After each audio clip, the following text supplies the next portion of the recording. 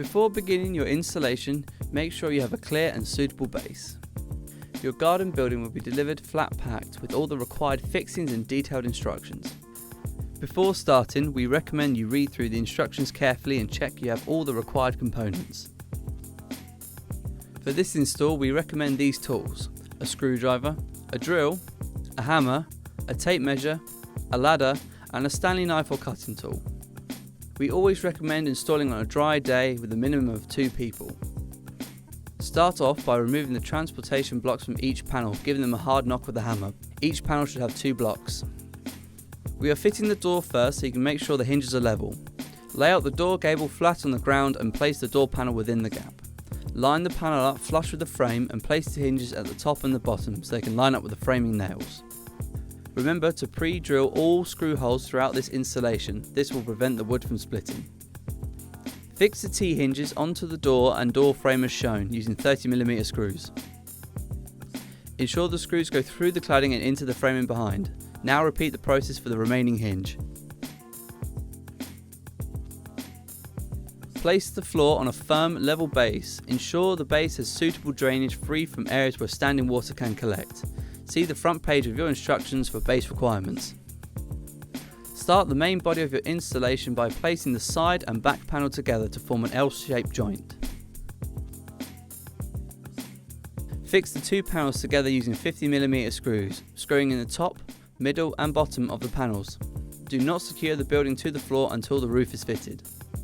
Now the first 2 walls are together, now bring in the second side wall and repeat the process in the opposite corner as shown. Finish the main body of the building by now bringing in the door gable and screwing in the top, middle and bottom, attaching the panel to each side as shown. With all the walls up, it's now time to work on the roof. Place an L bracket at each end of the ridge bar and secure using 20mm screws. Place the ridge bar in between the front and back apex, ensuring the top corners of the ridge bar sit flush with the top points of the apex. Fix the ridge bar into the vertical framing using the L brackets at each end as shown.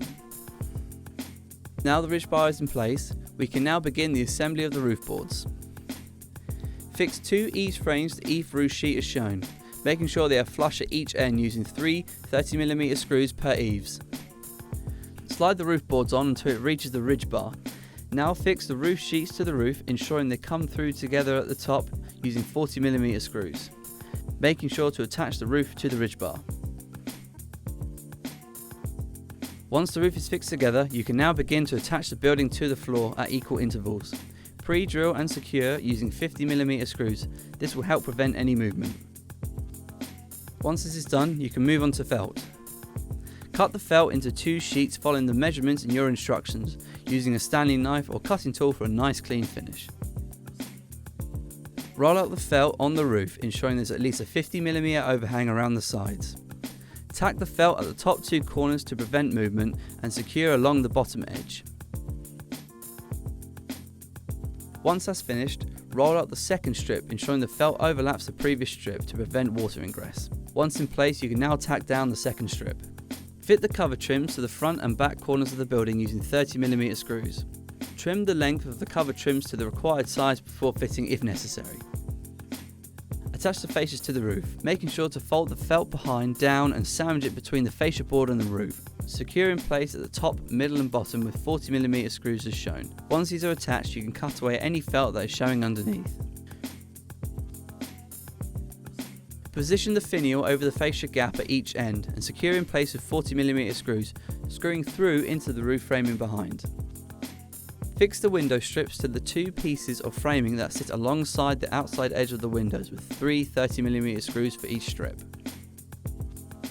Place the plastic window sill onto the window panel.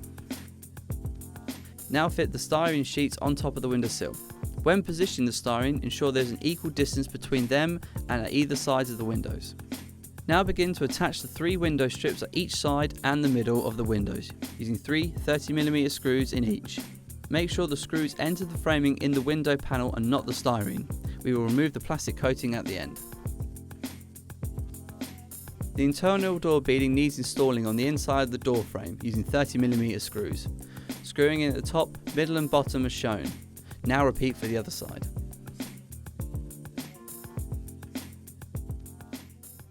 Now it is time to attach the turn buttons. Fix the turn buttons onto the top and bottom of the door gable using one 30mm black screw for each. Now this is done, it's time to remove the plastic coating from the windows. Score around the edge of the window glazing inside and out with a sharp knife.